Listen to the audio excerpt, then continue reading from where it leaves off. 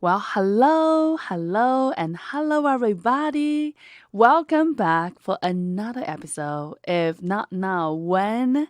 Today we have such an honor, oh my goodness, to our special guest to join us. Today we have Joel Trammell join us. And Joel, he is a serious entrepreneur and lifetime learner. He is super passionate about building great organization. His leadership has led to multiple success assets and exceptional investor return in his 30-plus years career. After discovering there might be some gap between business leaders who are struggling to build great businesses, Joel launched American CEO to provide educational resources for chief executives. He is also the author of the CEO Tightrope, a comprehensive guide featuring proven techniques and approaches for overcoming the unique challenges of being a CEO. Joel is the owner of Texas CEO magazine, which reached more than 10,000 CEOs across the state. As a leading CEO educator, Joel regularly speaking in multiple conferences, events nationwide. He has contributed to Entrepreneur, Forbes, and Inc.com, sharing his experience-based insight on business leadership topics. He has served on the board for private nonprofit organization. He was named chairman emeritus of Austin Technology Council.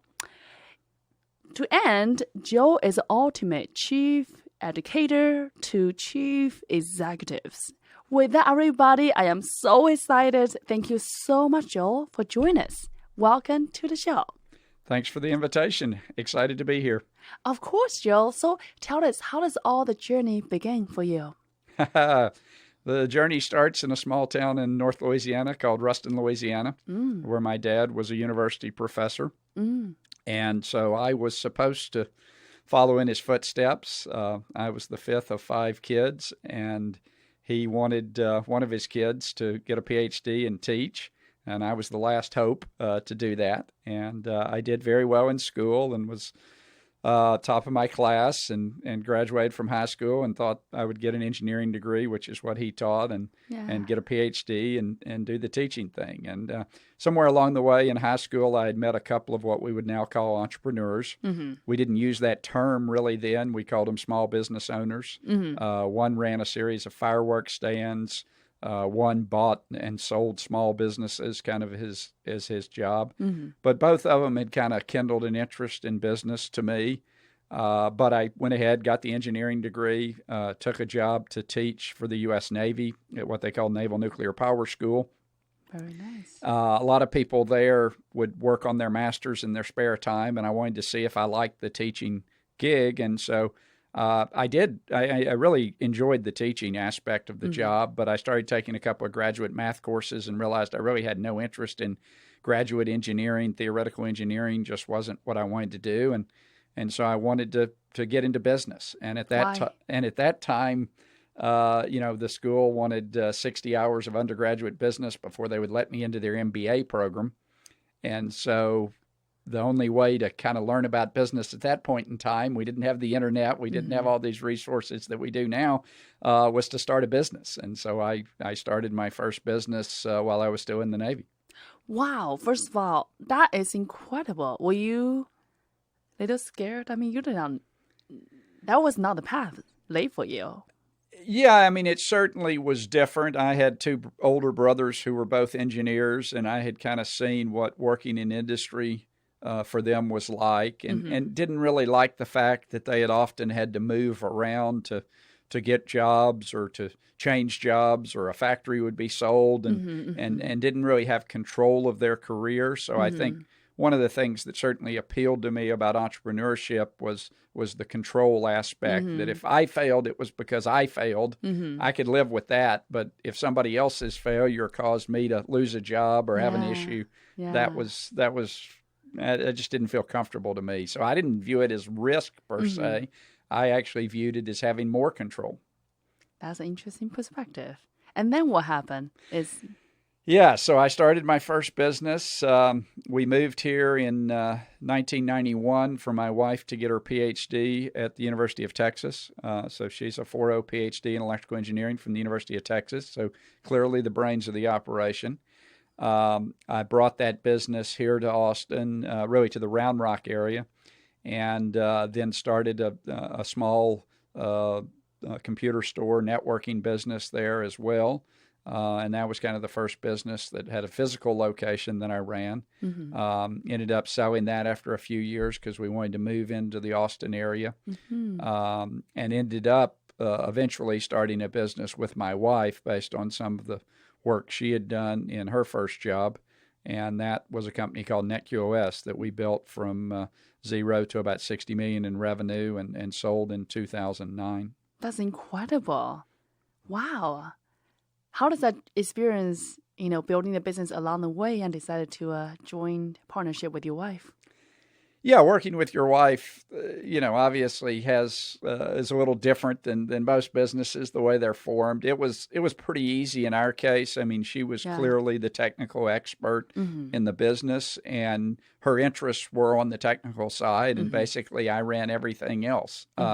And so there was a clear division of powers. There wasn't a lot of struggle about who was in charge of what. And so it worked pretty well, and we ended up having 3 kids during that process as well. So that took her at times out of the business a little bit. But it was pretty easy. And I've heard people say, they could never do a business with their spouse. And that's, some people are that way. But many of the great businesses were husband-wife combinations. Cisco was started by a husband-wife. VMware was started by a husband-wife. There have been many examples of that combination working very well. So for our fellow entrepreneurs who may be starting a business with their significant others, what would you say to her or him? Well, I think you do need very clearly defined roles, right? I mean, what am I in charge of, and what are you in charge of? As a CEO coach, I'm not a big fan of trying to do a co-CEO or we're equal. No, I think you need to be very clear. Who's the CEO? Who's the technologist? Whatever the case may be. And define those roles up front. I think that's important. I think people get into trouble if they don't try to define those roles or try to wait and form consensus for everything. I'm a big believer you need one person that is calling the shots and figure out who that is. And maybe one tries it for a while and decides they don't like it, and then the other one tries it. But you need, I think, those clearly defined roles. Yeah. And that's incredible that, you and your wife to build phenomenal business while raising a family and do everything at one time frame. That's incredible. I'm curious, how do you know when to sell? At the time you're building it, amazing. This is also your first baby as well, business baby wise. But how do you know when to walk away? Yeah, so selling, depends very much situationally. We had raised money from a private equity fund. And therefore, when we raised that money, I remember asking specifically to one of the partners, hey, what's success here? And he said, kind of, I think, doing some kind of quick back-of-the-envelope calculation, he said a $200 million exit is what success is. And so I knew from the day we, funded the business that was really my goal. I was buying into as well was a $200 million exit of the business. And so when that opportunity became available, it wasn't a difficult decision to say, sell the business. It was also 2008, 2009 for those that were in the business environment then. It was not the best of business climates as well, and so when it was really hard to turn down a good offer at that point in the business. Yeah, so it's almost like a right timing. And at the time, beforehand, you already prepared. That is what you're willing to walk away for, and that just all aligned.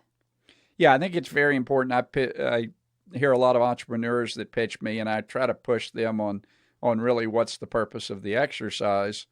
A lot of them think, if I can just raise my first round of funding, or if I can just get my second round of funding, or if we can just get to profitability or whatever. But as an investor, certainly, I want to know, what's your goal? What are we signing up for? Because we're in a partnership together. And as an investor, I want to understand that at some point you understand you need to return value to me as the investor. And so I know some people, it kind of became popular to say we're running this business forever, or the business isn't for sale. Basically every business is for sale. You're just haggling over price, and I think it's important to come up with that idea of value and price in a calm environment as opposed to in the middle of trying to negotiate an offer. So would you recommend all entrepreneurs, having an exit strategy in mind when he or she is still early in the process? Well, again, I think it's more even than a exit strategy per se. It is a exit philosophy. Am I building a business to sell? If I take investor money, I basically am committing to selling that either to the public or to a private entity at some point to return, and understanding that, and that you have a obligation to get value for your business, and thinking about that ahead of time. It's not necessarily, do I know it's going to happen in 3 years, 5 years, 7 years, who knows? Right. But when the opportunity does arise, and there's a saying that great businesses are bought, they're not sold, and that's absolutely true. You need somebody who wants the asset, but you need to be prepared for that whenever it happens. That is so cool. Great business are bought, not sold. Yes, it's very hard to go out and actively sell a business if your timing's not right. Because typically for a large business or a business that has a lot of value, there just aren't that many buyers. I tell people it's like you have maybe a $5 million house in Austin, Texas. Somebody knocks on your door and says, hey, I'll give you $6 million for it. Now, you may make the argument that in 5 years it's going to be worth $10 million, but if you want to sell anytime soon, you certainly ought to listen, because there just aren't that many people that can buy a $5 to $10 million house. And so it's the same thing in selling a business. Typically, once you get to any size, and certainly once you get to 9-figure type numbers, there are very few people who can pay that money. And so it's a very limited pool. And so you've got to be available when they're buying. That's incredible advice. And Joel, I know that along the journey you have accomplished so many success. I'm curious, along the way, what might be one of the biggest challenges that you or your business partner have to go through to help you become who you are today? Well, while I've certainly had success, I don't have a perfect batting average. I have started companies that failed. And that's always, fortunately for me, I've only lost investor money once. Every other time that I've raised money from investors, I've been able to return a value. But I did lose investor money once, and that's certainly a humbling experience. Tell us about that. Was it a very difficult process? Yeah, it certainly is a difficult process. Partly because I had a lot of my own money tied up in it as well. It wasn't just investor money. I was by far the largest investor in the deal. And knowing when to quit is a very difficult question. Let's talk about that, because today there's a lot of hustling mentality. Keep going, perseverance, never give up. Let's keep hustling. And I think that had created some stress among this entrepreneurship ecosystem, and knowing that, they never quit, so I shouldn't neither. So tell us about that. How do you decide when to walk away? Yeah, it's a great question, and there's a quote, and I don't know it off the top of my head, but it sounds something like, try again, but then quit. Don't be a damn fool. I think, you've got to kind of benchmark yourself against success, right? And so when you're building a company, yes, a lot of what people think are overnight successes were 5, 10, 20 years in the making. But I think if you looked at those companies, even that were, 10 years to some sort of significant exit, they were making significant progress along the way. They were building along the way. It wasn't an overnight success. They had a lot of challenges. They may have had to pivot, but in general, they were making progress along the way. And so I think that's what you've got to judge. You've got to kind of set out a bar that says, here's kind of minimal progress we need to be making with some objective measures. And if you're constantly falling short of those objective measures, that's when you do have to look at each other and go, hey, this isn't working out the way we thought it was. We're not making, steady progress towards some goal. And at some point, those resources, need to be deployed somewhere else. So essentially, being calm and collective, have a certain metrics along the way, so you let the fact tell you rather than you decide at the spur of the moment. Yeah, I think, you're always, in decision-making in general, you want to set up your hurdles at a time when you're calm, cool, and collected as opposed to in the heat of the battle. Because, the problem you get into certainly in a startup, especially with your own money, is, I've invested all this money. It would be terrible to shut things down. And, of course, that's a famous fallacy called the sunk cost fallacy in logic. But it's very easy in the heat of the moment to keep saying, well, if we just put another 100,000, if we just put another 500, if we just put another million, I'm sure things will get there. But if there's no objective reality data telling you that that's the case, you're just wasting resources. Knowing all that, Joel, but back to that moment, was it still hard for you to walk away, recognize that was a quote-unquote failure? But I don't believe it's actually a failure in life. How do you think about that? Well, it certainly was hard to, kind of write the letter that said, hey, we're going to shut down the business and, you're not going to get any return on your investment. Now, most of those investors had made significant money with me before, so they still were ahead in the grand scheme of things. But losing other people's money is hard. It's much harder to me than losing my own money. I was okay with losing my own money. I was not, okay with losing investors' money. And so, every situation's different. But it was certainly a challenging thing. And sometimes you don't know what in your entrepreneurial career, there's a lot of luck involved.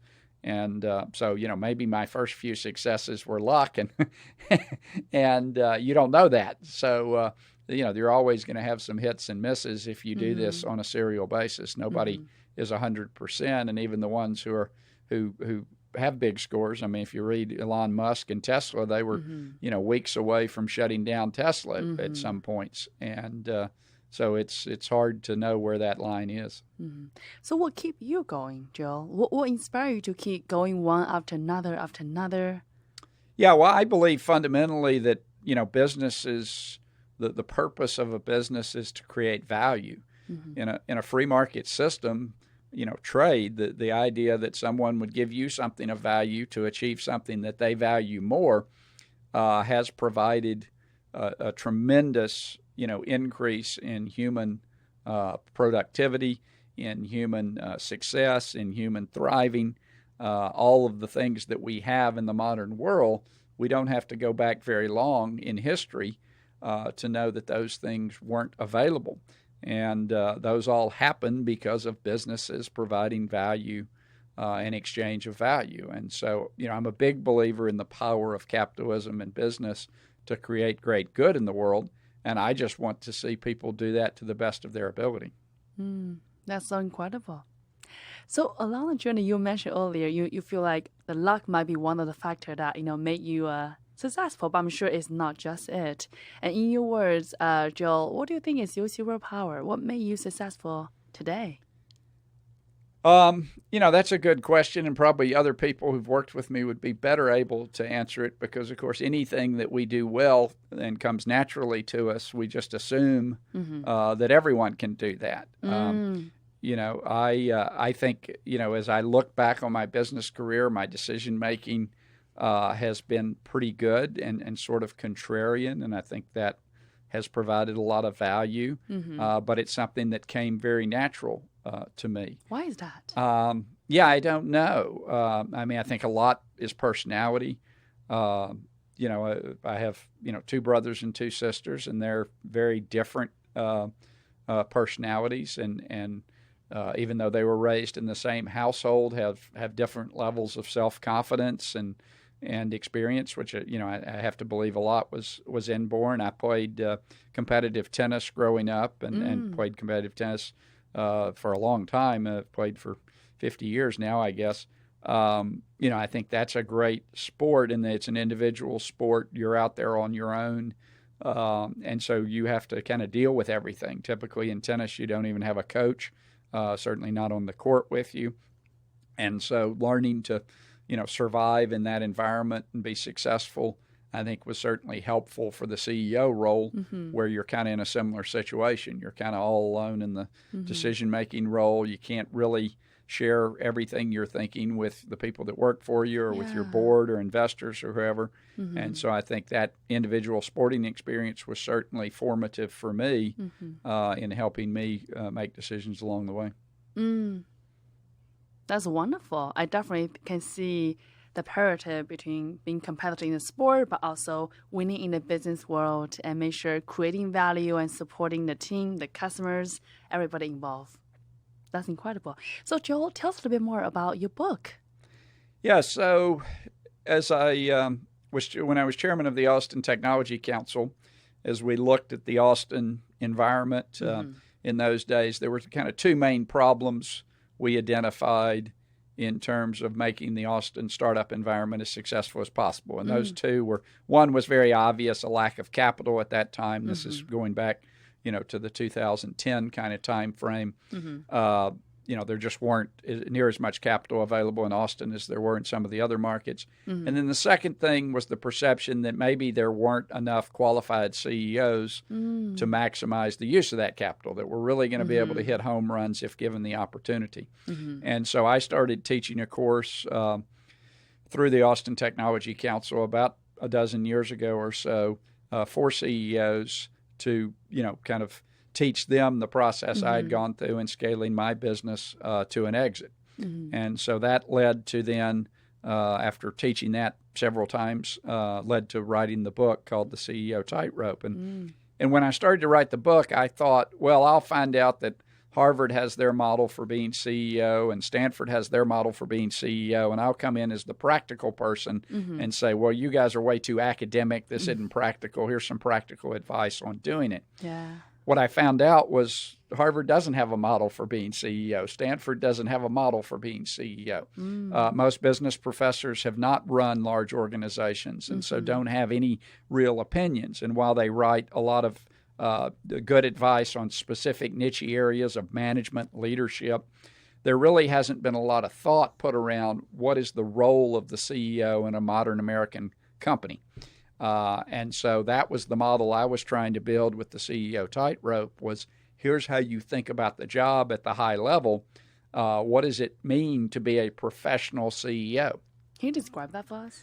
Well, that's certainly I can. It's what does the CEO have to do in an organization at scale that kind of can't be delegated? Because a lot of things that happen in an organization can be delegated, but there are certain things that CEO has to do, and there are kind of 5 responsibilities I came up with that I think speak to that role.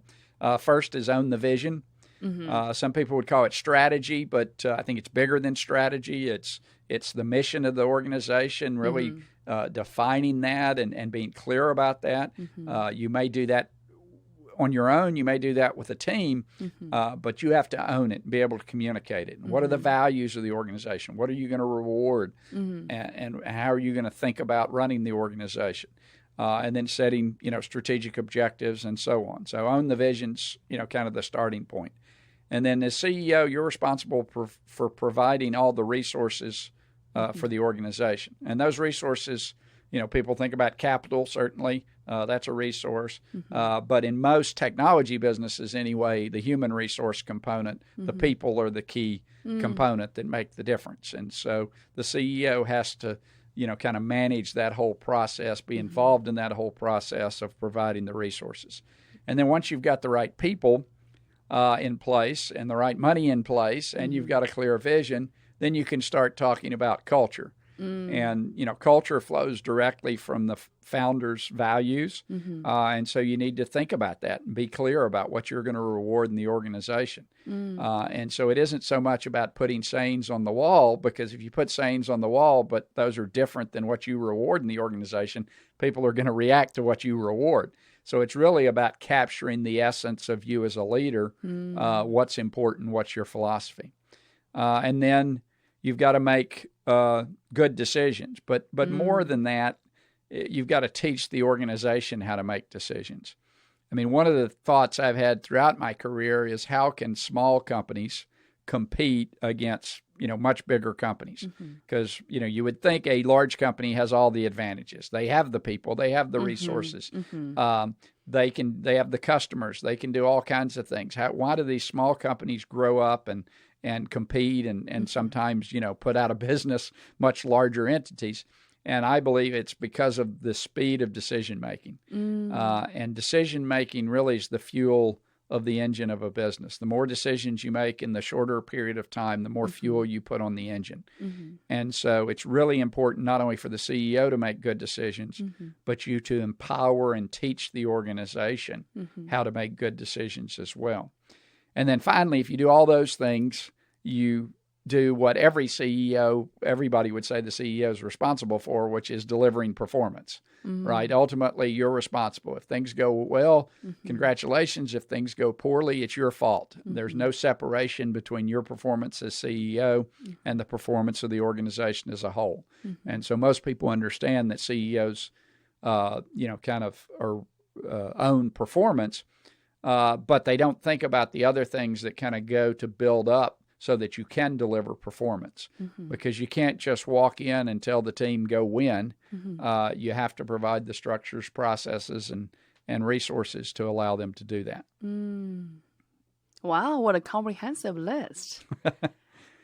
So in your opinion, Joel, what are the number one biggest blind spot for a lot of, CEOs today running their businesses? And maybe, in that 5 elements, what are maybe one of the most challenging parts? Well, a lot of CEOs, it all depends on, kind of the history and background of the CEO and the talents and skills, but a lot of CEOs will come out of some area of specialization. They were either a very good salesperson, a very good finance person, a very good product person, technologist, whatever the case may be. And that tends to paint their world where they view the CEO job as just a big sales job and everything else is kind of unimportant. And I think one of the advantages I had, because I started by starting my own small business where I was the VP of sales, the VP of marketing, the chief financial officer, the chief product, I was everything, was to get a good understanding of how it's the interaction of all those different areas that really is what makes a business successful. A lot of people think of just about a simple, like, how do I grow a business? Well, they think immediately, well, I just need to sell more. Well, selling more only grows a business for a very short period of time because at some point then you're going to have to deliver more product to the customer. You're going to have to service more customers. You're going to have to account for more resources. And so inevitably, you can't just do one thing well in a business. You have to do all the things, and all those things have to work together. So I think a blind spot for many CEOs is not understanding the importance of various areas. I remember a great article years ago that someone wrote that said, they didn't understand the importance of marketing because they'd never seen it done well. But once they saw it done well, they suddenly understood. And I think that's a challenge for a lot of startup CEOs. They've never seen anything but their particular area of expertise done well. So they don't understand the value those other areas can provide to the business. And do you see these differences between entrepreneur versus small business owner versus CEO in terms of their business discipline? Well, there are different stages in a business is the way I would answer that. They're from, when you first start a business from 0 to, 20, 25 employees typically, all you really need to worry about is, can I build a product that I can sell to a customer without running out of money? That's a great summary. It's what, the startup world refers to as product market fit. Yeah. But that's really what it's about, right? Build the product, sell the product, and not run out of money. But once you get product market fit, then the nature of the business changes. And matter of fact, most people think of themselves in a particular niche. Let's say they're SaaS software for car dealers. And they think that's the business they're in. And that is the business you're in that product market fit stage because you're worried about building a product for that specific customer, selling it, and making money. But once you get out of that stage and you start scaling the business, really the only way to consistently grow a business is to master the ability to attract and make productive, talented people. And so you really transfer from becoming focused exclusively on building SaaS software for the car business to attracting people and being in the people business. So culture. And so culture becomes important. Recruiting becomes important. Marketing to build a brand that where people want to work and customers want to come becomes really important. Customer service becomes really important. There are a whole bunch of things that become important that weren't really important in those early days of just product market fit. And so it's that transition that I think most entrepreneurs struggle with. If you're a smart, talented entrepreneur, you get product market fit. You build something, sell it, don't run out of money. That's pretty simple. Yeah. It's the complexity that comes with being successful at product market fit and then scaling to build a sustainable organization is where most people struggle. Wow. It sounds like almost a transition from riding a bicycle to now you're running this like you'll find this airplane. They have 1,000 buttons. Now you have a lot to worry about. Now a lot on the stake. And now, wow, that is incredible. It may be even a better analogy is flying an airplane to being an air traffic controller. Because now you've got multiple planes that you've got to keep track of. And your job's no longer to fly the plane. Your job's to coordinate all the different planes. That's so interesting. So you now graduate from the, the captain. Now you are controlling all the magic is happening in the air. Yes. That's a great way to put it. So Joel, with all those amazing success and, you continue to, build great businesses and supporting others. I'm curious what drives you today? Yeah, I want to help others make their organizations as successful as possible. I use the phrase great CEOs create great jobs. And, one of the things that most people don't think about is if you're a CEO and you're managing somebody in a business or whatever, you're probably the first or second most impactful person in that person's life, right? Your boss is hugely impactful for you. And so the ability to be good at that and do it in a way that's sustainable and successful so that you don't have to come in one Friday and tell everybody, hey, you need to go find a new job is hugely valuable. And there's nothing that, drives success in a country even more than, great jobs and great success in business. And so, that's what really excites me is trying to help CEOs take a good business and make it a great business to create great jobs. So tell us a little bit more about that, Joel. So today, how do you help CEOs and our listener entrepreneurs say, you know what, Joel, that's amazing, but how can you help me? Yeah, so I do it, mainly through two businesses today. One called American CEO, where we offer training specifically for CEOs. We do that either in a 3-day intensive program or a 1-day-a-month program over the course of a year. Think of it as maybe a alternative MBA program specifically for running organizations. And then the second organization I have is called Manager 360, where we train managers, executives, whoever, even CEOs, on how to perform specifically the management function in an organization and build a management system for the organization. I mean, most organizations, managers manage based upon however they were taught, however their manager managed them. And you bring all these managers together and you got this big organization with 500 managers, and there's no consistent system that all those managers are using. And so you're kind of left as an employee up to the lottery of do you get a good manager or a bad manager.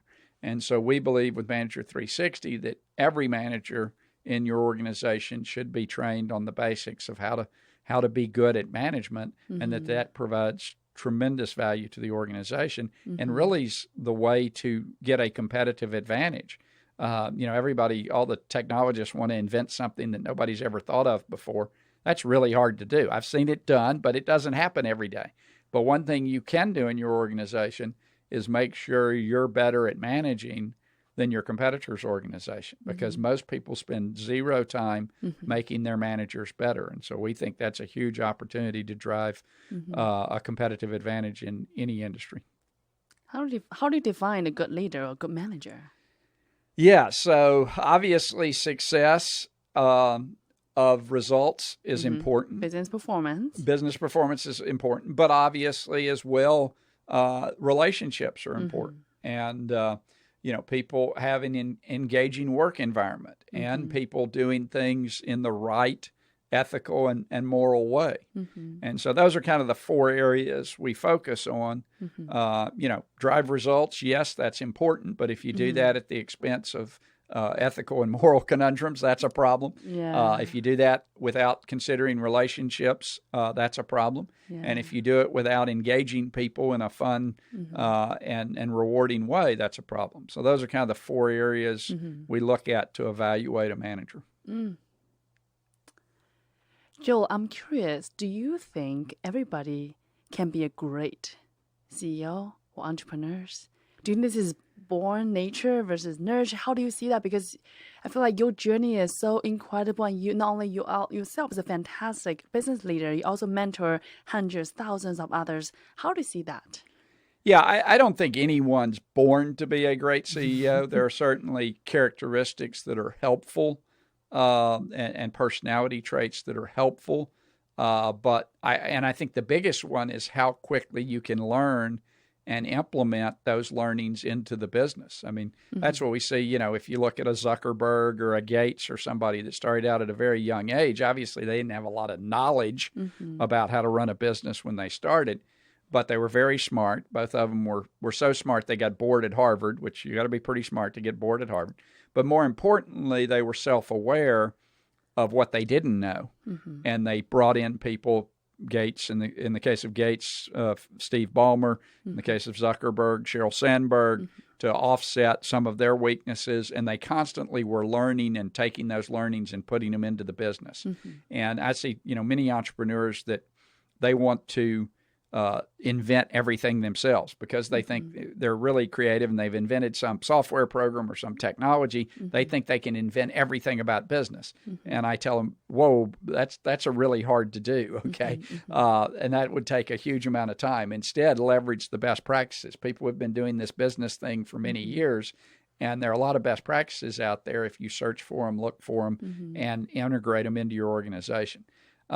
So I don't know if everybody can be a great CEO, but I think if they want to be, that's the first question I often ask entrepreneurs, is this the job you want to do? Once I explain to them what the job is, you may say, that's not what I want to spend my time doing. I want to spend my time in front of a computer programming the next great version of the software. Well, that's fine. Then you should hire somebody as CEO and go back to programming. But I think most people, if they want to do the job, can learn how to be a good CEO. But it's like anything else you learn in life. It takes time and practice. You can listen to me talk. You can read my book. That just like, I've played tennis all my life, and I could tell you everything I know about playing tennis, but you wouldn't be a better tennis player tomorrow because I told you that. You would be a better tennis player if you took what I told you and went and practiced for the next year all the things we talked about. And so it's the same thing as CEO. There has to be a burning desire internally to improve and constantly get better. And, I'm still learning at 57 how to be CEO, and that's the attitude you need to have throughout your journey. Wow, Joel, you still are learning. That's so inspirational because I feel like you have done so many successes. And so what's next for you? What are you learning today? Yeah, I'm constantly thinking about how to better manage people, how to better run organizations, how to explain that to people better, simplify it, make it as simple as possible, but no simpler. I often look at new business ideas as well and try to innovate and figure out, things that might be interesting in the business world. So, yeah, I have no plans on retiring anytime soon. Sounds lovely, and sounds like you are quite involved in the startup community when folks are constantly pitching ideas to you, pitching their innovations. When you're looking at those amazing innovations, what are you looking at? Yeah, I start with the people side. People, are the people? Is it reasonable to think that these people in front of me are going to be the leading experts on whatever the area is and able to deliver positive results? I mean, it starts with the people. The idea, ideas are a dime a dozen. You can have the best idea in the world, but if you don't have the right people, you're not going to be successful. So it starts with the people as the first hurdle. At this point in my career, there are certain things that interest me, certain things that don't interest me. I could hear the best idea in medical technology I've ever heard, it's just not my area of interest. And so I've learned that's just not what I want to invest in or be involved in. And so that's probably the second thing. And then, then you start looking at, is there a market, and is this an opportunity to to build something of scale? I'm probably more interested at this point in my career at swinging for the fences than just building a nice lifestyle business or something. So what are the areas of interest? Yeah, what are areas of interest? Well, wide range. I mean, obviously, enterprise software is where I've spent most of my career. Selling to corporate IT is where most of my businesses have been. Broadly, I think I would categorize software that makes businesses more productive is probably one of my big areas of interest. But I'm also an electrical engineer, and I drive a Tesla. I love the EV space. I've looked at stuff there. There's a wide range of things that I'll look at, but software is the only area where business software, particularly B2B enterprise software, is the only area where I feel like I have some amount of expertise. So when entrepreneurs now about to pitch you, Joel, what is one thing that you wish all of them know before they come to present to you? Yeah, I think, as we talked about earlier, I think that purpose of the exercise, what are they really trying to do here? Are they trying to, just get a job, raise enough money so they have a job and run their own thing? Are they trying to change the world? Are they trying to, make a return for investors? What is their driving force? What's going to make them get up every day? I want to hear what they're excited about. I love that, Joel. You are not only so thoughtful regarding how to run business in a very collective and calm way, but I feel like you always invest in people, in the culture, and really just make sure just creating something magical for the world. I hope so. Joe, I'm curious, one day we all gonna go to heaven, this magical place. I wonder, what do you want your gravestone says about you? Boy, that's a tough one. I can tell you mine while you think about it. Sure. I want mine to say she lived.